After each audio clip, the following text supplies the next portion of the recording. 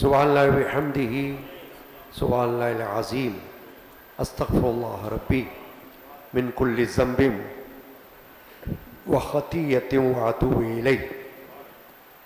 حاضرین کرام، ماہ مولد النبی ربیع الاول شریف کا آغاز ہو چکا ہے۔ آپ تمام حضرات کو، حاضر و غائب کو یہ مہینہ اللہ مبارک فرمائے، ہم سب کو اس کی برکتیں عطا فرمائے۔ آج کے جمعہ میں قرآن مجید کے 14ویں پارے سورۃ النحل کی آیت نمبر 98 اور 99 کی تلاوت کا شرف اس فقیر گناہگار نے حاصل کیا ہے۔ اللہ تبارک و تعالی جل شانہ عما نوالہ نے اپنے کلام مقدس میں یہ ارشاد فرمایا، فَإِذَا قَرَأْتَ الْقُرْآنَ فَاسْتَعِذْ بِاللَّهِ مِنَ الشَّيْطَانِ الرَّجِيمِ۔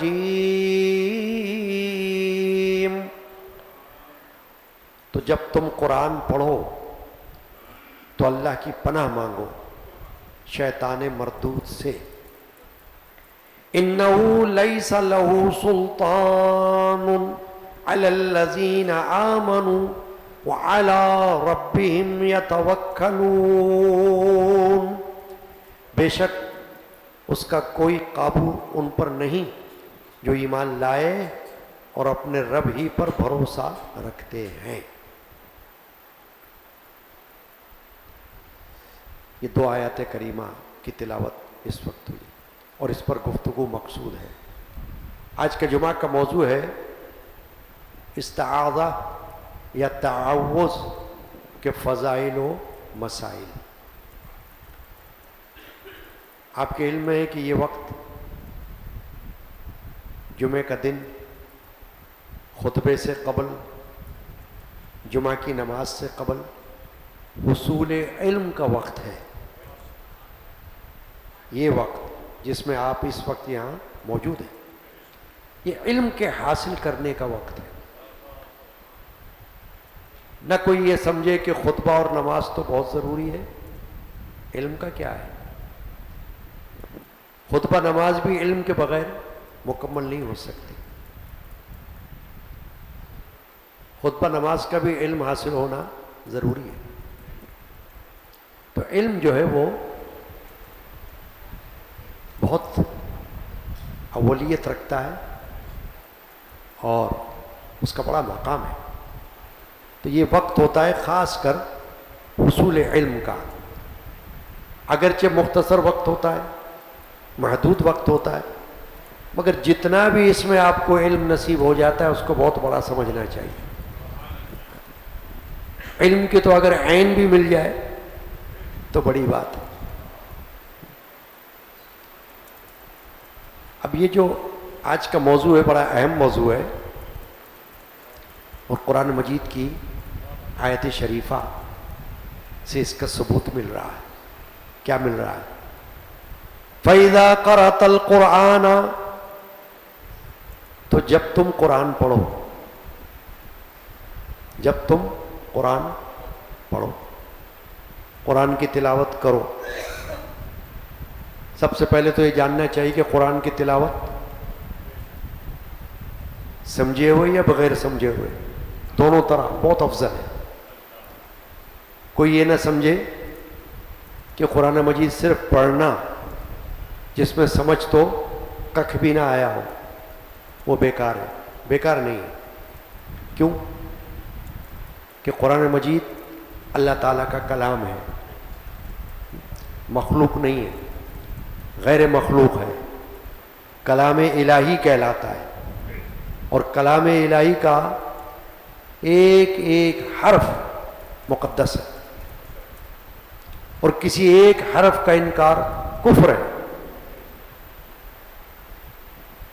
چنانچہ قرآن پڑھنے والا سمجھ کر پڑھ رہا ہو تو بہت اچھا ہے، اسے معلوم ہو کہ میں کیا پڑھ رہا ہوں، ان الفاظ کا معنی کیا ہے، معنی کیا ہیں، تو زیادہ اچھا ہے۔ لیکن اگر کسی کو صرف تلاوت کا موقع مل رہا ہے اور وہ تلاوت کر رہا ہے، اب وہ دیکھ کر پڑھ رہا ہے یا زبانی پڑھ رہا ہے؟ زبانی پڑھنا افضل ہے، دیکھ کر پڑھنا افضل ہے زبانی پڑھنے سے۔ کیوں؟ کہ اس میں دوہرا اجر، دوہرا ثواب ہے۔ کیا؟ کہ ایک تو قرآن کی زیارت، قرآن کی زیارت بھی افضل بات ہے، قرآن کو ہاتھ میں لینا یہ بھی افضل بات ہے، اہم بات ہے۔ چھونا قرآن کو پاکیزگی کا ذریعہ ہے، اور پھر قرآن پڑھنا۔ تو اسی لیے حضرت امام احمد بن حنبل رضی اللہ تعالی عنہ، جو اہل سنت کے 4 اماموں میں سے ایک بڑے امام ہیں، بہت مشہور، ان کا یہ قول ہے، وہ فرماتے کہ میں نے اللہ تبارک و تعالیٰ کا دیدار کیا۔ تو یہ دیدار کون سا ہوا؟ خواب میں۔ خواب میں دیدار ممکن ہے اللہ کا،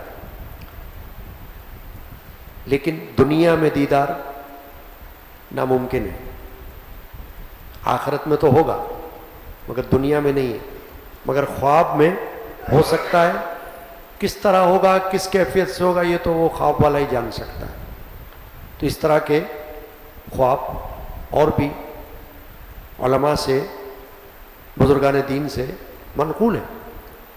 تو حضرت امام احمد بن حنبل رضی اللہ تعالیٰ نے فرمایا کہ جب مجھے اللہ کا دیدار ہوا تو میں نے باری تعالیٰ سے سوال کیا کہ اللہ، یہ جو تیرا کلام ہے قرآن، اس کو سمجھ کر پڑھنا افضل ہے یا بغیر سمجھ کر؟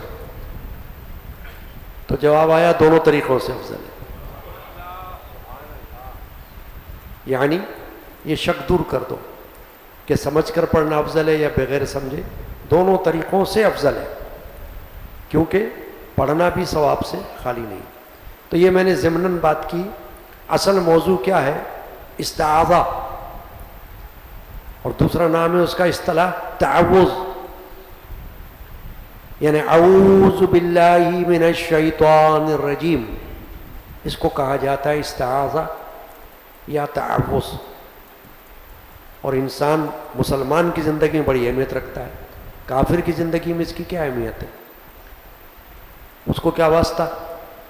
مسلمان مومن کو واسطہ ہے تعوذ سے، استعاذہ سے، کیونکہ قرآن پاک میں اللہ تبارک و تعالی نے انبیاء کرام کی زبانی استعاذہ ہمیں سکھلایا ہے۔ نبیوں نے شیطان مردود سے اللہ کی پناہ مانگی ہے۔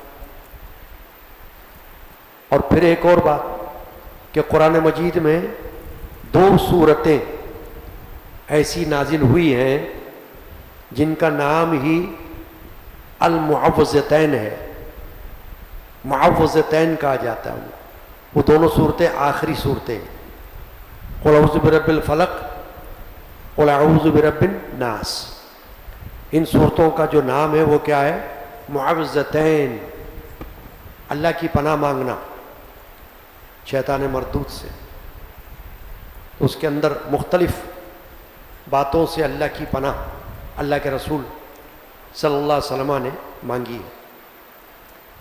اب یہاں جو آیت شریفہ کی میں نے تلاوت کی ہے 14ویں پارے سورۃ النحل، فَإِذَا قَرَأْتَ الْقُرْآنَ، تو جب تم قرآن پڑھو، فَاسْتَعِذْ بِاللَّهِ مِنَ الشَّيْطَانِ الرَّجِيمِ، تو شیطان رجیم، رجیم یعنی مردود، شیطان یعنی ابلیس، اس سے اللہ کی پناہ مانگو، اللہ کی پناہ میں آ جاؤ۔ کیوں؟ وجہ کیا ہے؟ یہاں تو صرف قرآن کی بات ہو رہی ہے نا، ورنہ شیطان تو ہر نیکی میں آگے آ جاتا ہے، آڑے آ جاتا ہے ہر نیکی میں۔ تم مسجد کی طرف آنا چاہو تو شیطان آڑے آ سکتا ہے، مت جاؤ، آرام کر لو، کہیں اور چلے جاؤ۔ نماز کے لیے تم آنا چاہو تو شیطان آ سکتا ہے، کیوں جا رہے ہو بھائی؟ خاموخواہ جاؤ گے وہاں، چلو کہیں اور نکل جاؤ، تو وسوسہ ڈالتا ہے۔ شیطان کا کام ہے وسوسہ ڈالنا۔ شیطان کوئی مجسم چیز نہیں ہے کہ سامنے آ کر آپ کو روکے انسان کی طرح پکڑ لے آپ کو، نہیں، وہ تو وسوسہ ڈالتا ہے۔ اسی لیے تو معوذتین جو صورتیں ہیں ان میں کیا ہے؟ سورۃ الفلق میں من شر سورۃ الناس میں من شر الوسواس الخناس، کہ میں اس خناس کے وسوسوں سے پناہ مانگتا ہوں۔ خناس کون؟ شیطان۔ شیطان کے وسوسوں سے اے اللہ میں تیری پناہ مانگتا ہوں، اس کے شر سے۔ من شر الوسواس الخناس، شیطان کے وسوسوں کے شر سے تیری پناہ چاہتا ہوں یا باری تعالی۔ چنانچہ اب کوئی بھی نیک کام ہو، آپ ذکر اللہ میں جانے چاہتے ہو، اللہ کے ذکر کرنے کے لیے کہیں، کسی گھر میں، کسی مسجد میں، کسی مدرسے میں، کہیں بھی، تو شیطان آڑے آ سکتا ہے روکنے کے لیے، یعنی آپ کا خیال ڈائیورٹ کرنے کے لیے، آپ کی توجہ ہٹانے کے لیے آ سکتا ہے شیطان کہ کیوں جا رہے ہو، ادھر نہ جاؤ، ادھر جاؤ، یعنی منفی طرف آپ کو لے جا سکتا ہے مثبت کو چھوڑ کر، کیونکہ اس کا کام یہی ہے۔ اس نے تو مہلت مانگی ہوئی ہے نا باری تعالیٰ سے، شیطان نے، ابلیس لعین نے اللہ سے مہلت لی اور اللہ نے مہلت دی ہے، اس میں ہمارا کوئی دخل نہیں۔ اللہ نے امتحان کے لیے بندوں کی شیطان کو مہلت دے دی ہوئی کہ جا تو اپنا کام کر جو تجھے کرنا ہے، تجھے مہلت ہے، مگر یہ فرما دیا ہے کہ تیرے وسوسے میں، تیری گرفت میں، یا تیرے مکر و فریب میں میرے وہ بندے جو بہت زیادہ مضبوط ہیں وہ تیرے پھندے میں نہیں آئیں گے، تھوکیں گے تجھ پر تھوکیں گے، دھتکاریں گے تجھے، وہ نہیں آئیں گے تیرے پھندے میں۔ اب یہ جو دوسری آیت شریفہ جو میں نے آج پڑھی ہے، دو پڑھی نا آیات، پہلی تو یہ فَإِذَا قَرَأْتَ الْقُرْآنَ فَاسْتَعِذْ بِاللَّهِ مِنَ الشَّيْطَانِ الرَّجِيمِ، تو جب تم قرآن پڑھو تو اللہ کی پناہ مانگو شیطان مردود سے۔ تو دوسری آیت کیا ہے؟ إِنَّهُ لَيْسَ لَهُ سُلْطَانٌ عَلَى الَّذِينَ آمَنُوا وَعَلَى رَبِّهِمْ يَتَوَكَّلُونَ، فرمایا بے شک اس کا کوئی قابو ان پر نہیں چلے گا جو ایمان والے ہیں اور اپنے رب پر بھروسہ رکھتے ہیں۔ یعنی کہ کچھ بندے ایسے ہیں، کیونکہ بندے تو بہت ہیں نا اللہ کے، مخلوق اللہ کی کوئی ایک دو ہے کیا؟ گنتی ہو سکتی ہے کہ مخلوق کی؟ نہیں ہو سکتی، بے شمار مخلوق ہے اللہ کی۔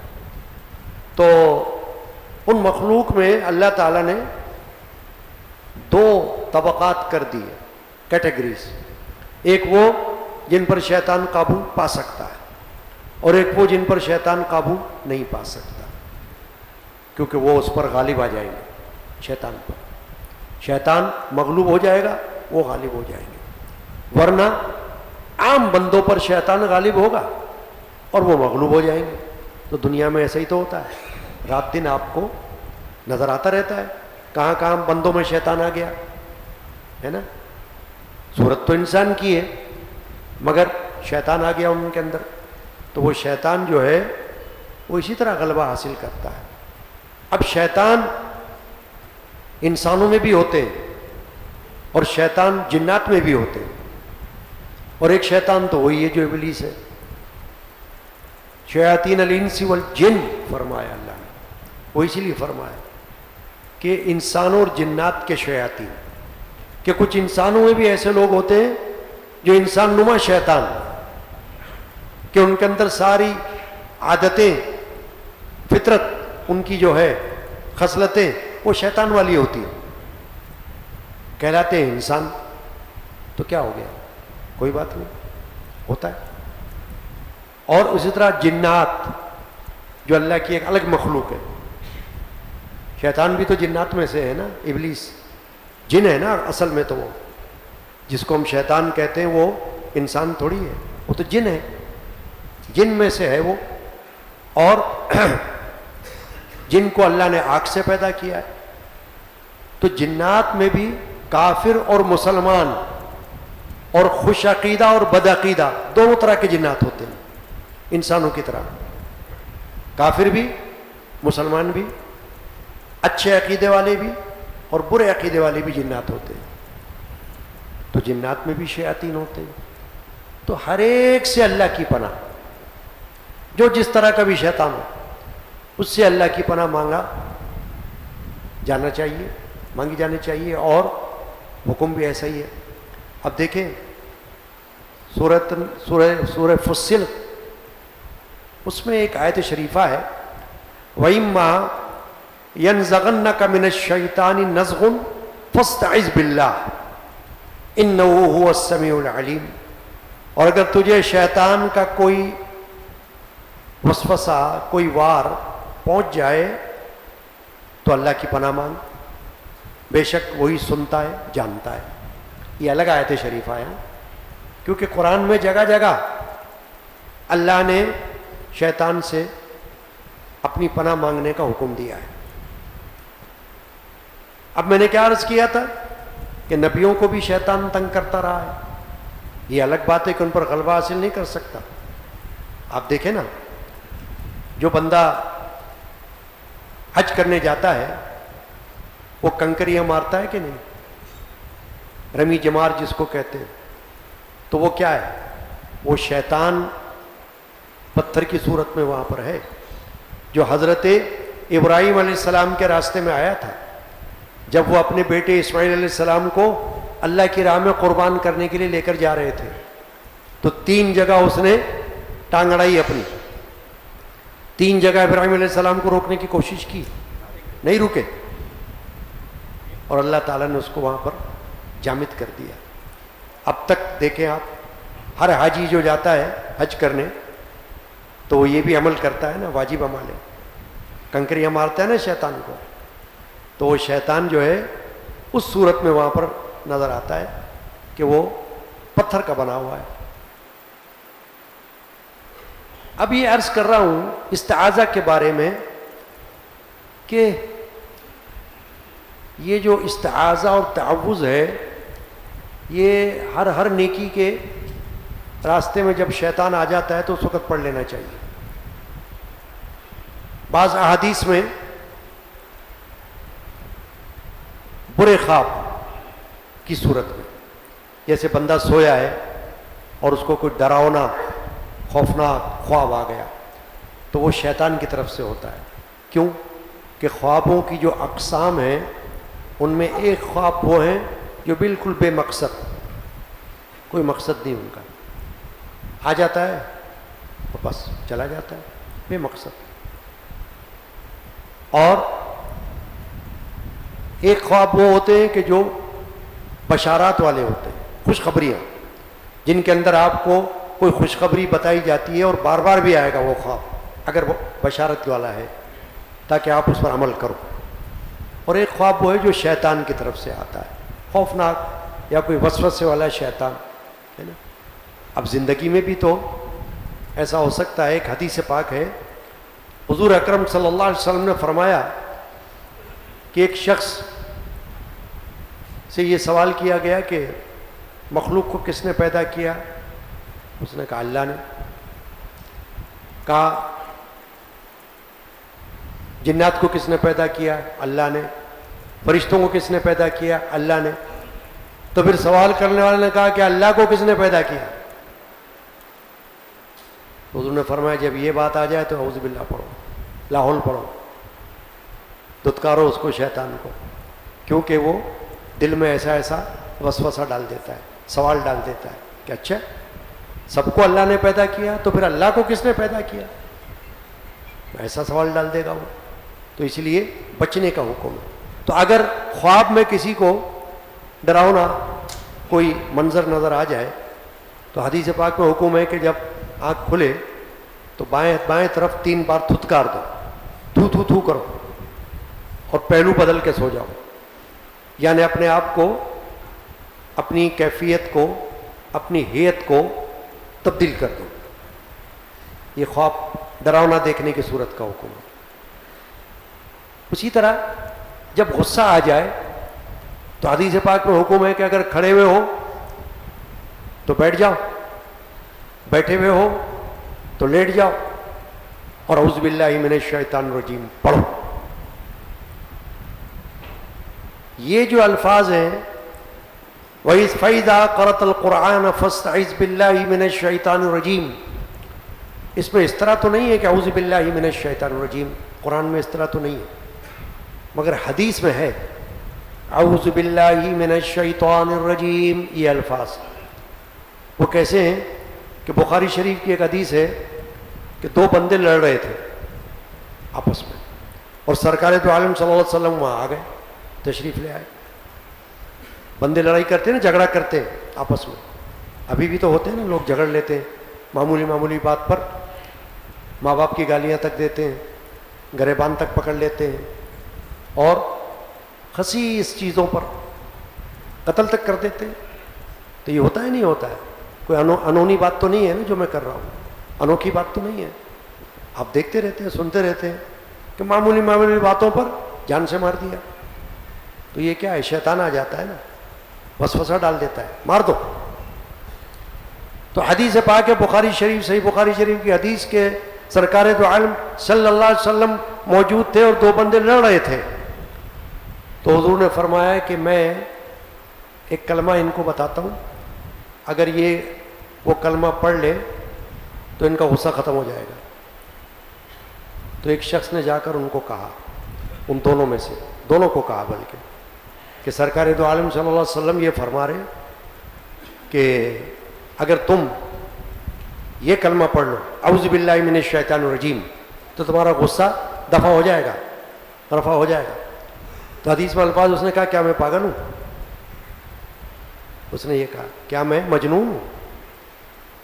مگر معلوم کیا ہوا کہ سرکار دو عالم صلی اللہ علیہ وسلم نے یہ نسخہ بتایا کہ اگر غصہ آ جاتا ہے، لڑائی جھگڑے میں ہوتا ہے، کچھ بھی ہوتا ہے، تو اعوذ باللہ من الشیطان الرجیم پڑھ لو تو انشاءاللہ غصہ رفع ہو جائے گا. نیت کر کے پڑھنا کہ میرا غصہ جو ہے وہ دور ہو جائے بس. اب یہ جو استعاذہ اور تعوذ پر بات ہو رہی نا اس وقت، بڑی اہم بات ہے. رات دن آپ کو اس سے واسطہ پڑتا ہے نا. نیکی کی طرف جاتے ہو تو دل میں خیال آتا ہے کہ چھوڑ دو، نماز پڑھنے کی طرف بلائے مؤذن تو شیطان آتا ہے کہ چھوڑ دو. تو یہ سب کیا ہوتا ہے؟ یہ شیطان ہے جو وسوسہ ڈالتا ہے. تو اس وقت پڑھو اعوذ باللہ من الشیطان الرجیم، ہے نا. اب یہاں فرمایا اللہ نے کہ فَإِذَا قَرَأْتَ الْقُرْآنَ فَاسْتَعِذْ بِاللَّهِ مِنَ الشَّيْطَانِ الرَّجِيمِ. ایک اور قرأت ہے اس کی، کیونکہ ہمارے جو اہل سنت کے امام گزرے ہیں انہوں نے مختلف طریقوں سے استعاذہ بتایا ہے. ایک تو یہی ہے اعوذ باللہ من الشیطان الرجیم، ایک ہے اعوذ باللہ السمیع العلیم من الشیطان الرجیم. حضرت امام احمد بن حنبل، اس کی وجہ یہ ہے کہ قرآن میں ہے انہ هو السمیع العلیم، یہ جیسے آپ نے ابھی سنا نا سورہ فصلت کی آیت، کہ جب تجھے شیطان کا وار پہنچے تو تو اس سے اللہ کی پناہ مانگ، وہ سننے والا ہے، جاننے والا ہے. تو انہ هو السمیع العلیم آ گیا. تو سمیع العلیم کی وجہ سے انہوں نے اس میں یہ ڈال دیا کہ اعوذ باللہ سمیع العلیم من الشیطان الرجیم. مگر ہم حنفی ہیں، آپ سب بھی، جہاں تک میرا خیال ہے جو لوگ یہاں بیٹھے ہیں فقہ حنفی پر عمل کرنے والے ہوں گے. ہو سکتا ہے کوئی نہ بھی ہو، لیکن اکثریت دنیا بھر میں فقہ حنفی والی ہے. امام اعظم ابو حنیفہ، کیونکہ سب سے بڑے امام فقہ میں وہی ہیں. باقی امام شافعی ہوں یا امام مالک ہوں یا امام حنبل ہوں، احمد بن حنبل، یہ سب ان کے بعد ہے. سب سے بڑے امام ہیں امام اعظم ابو حنیفہ، جو تابعی ہیں، صحابہ کی زیارت کرنے والے. تو انہوں نے یہ فرمایا ہے کہ بس اعوذ باللہ من الشیطان الرجیم، بس یہ عبارت صحیح ہے، اتنی صحیح ہے، اعوذ باللہ من الشیطان الرجیم. اب جب کوئی قرآن پڑھے تو اس آیت کے مطابق فقہاء نے فرمایا کہ مستحب ہے کہ وہ یہ پڑھے اعوذ باللہ من الشیطان الرجیم، پھر قرآن شروع کرے. جب قرآن کھولے نا پڑھنے کے لیے تو پہلے یہ پڑھے اعوذ باللہ من الشیطان الرجیم، پھر پڑھے بسم اللہ الرحمن الرحیم. اس کو تسمیہ کہتے ہیں، تسمیہ. تو پہلے آئے گا استعاذہ، تعوذ، پھر آئے گا تسمیہ، اور وہ قرآن کی آیت بھی ہے بسم اللہ الرحمن الرحیم، لیکن اس کے بعد پھر قرآن شروع کرنا ہے. اور اس طرح اگر کوئی نماز پڑھ رہا ہے، چاہے امام چاہے منفرد اکیلا بندہ، تو اس کو چاہیے کہ جب وہ ثنا پڑھنے کے بعد قرأت شروع کرے، تلاوت، تو پہلے پڑھے اعوذ باللہ من الشیطان الرجیم. یہ سنت ہے، فقہا نے اس کو سنت قرار دیا ہے، سنت رسول اللہ صلی اللہ علیہ وسلم، کہ جب آپ قرآن پڑھیں تو پھر نماز میں بھی اگر آپ ہیں، ویسے بھی غیر نماز میں بھی، لیکن نماز میں بھی ہیں، تو ثنا پڑھنے کے بعد جب تلاوت شروع کرتے ہیں تو پہلے اعوذ باللہ من الشیطان الرجیم پڑھیں، پھر بسم اللہ الرحمن الرحیم پڑھیں، پھر سورہ فاتحہ پڑھیں. تو یہ قاعدہ ہے جس کو یاد رکھنا چاہیے. تو اعوذ باللہ من الشیطان الرجیم ہماری زندگی میں بہت بڑی حیثیت رکھتا ہے، بڑی اہمیت رکھتا ہے. ہم کو تو جگہ جگہ اس کی ضرورت ہے، بات بات پر ہمیں ضرورت پڑ سکتی ہے. کیوں؟ کہ لوگوں کے اذہان، ذہن، دل، دماغ بہت زیادہ جلد غصے میں آ جاتے ہیں، مشتعل ہو جاتے ہیں، جیسے میں نے بھی کہا، خواہ مخواہ کی باتوں پر بھی آ جاتے ہیں. تو اس وقت اعوذ باللہ من الشیطان الرجیم پڑھنا چاہیے، اس لیے کہ شیطان ابلیس لعین وہ ہے کہ جو نہ نبیوں کو چھوڑتا ہے، نہ ولیوں کو چھوڑتا ہے، نہ صحابہ کو چھوڑتا ہے، نہ اہل بیت پاک کو چھوڑتا ہے. جاتا سب کی طرف ہے وہ، لیکن چونکہ اللہ نے فرما دیا ہے کہ تیرا قابو اے ابلیس میرے مضبوط بندوں پر نہیں چلے گا. یہ جو عام بندے ہوں گے نا ہماری طرح، مجھ جیسے گناہگار کی طرح، ان پر تو چل سکتا ہے، مگر جو مضبوط بندے ہوں گے اللہ والے، ان پر تیرا قابو نہیں چلے گا. وہ تو دھتکار دیں گے تجھ کو، بھگا دیں گے تجھے. چنانچہ آج کی جمعہ میں یہ سورۃ النحل کی آیت نمبر 98 اور 99 کی میں نے تلاوت کی، اور موضوع کیا ہوا کہ استعاذہ یا تعوذ کے فضائل و مسائل. اللہ تبارک و تعالی ہمیں اس کو یاد رکھنے کی توفیق عطا فرمائے. صلی اللہ تعالی علی محمد وعلی آلہ وصحبہ.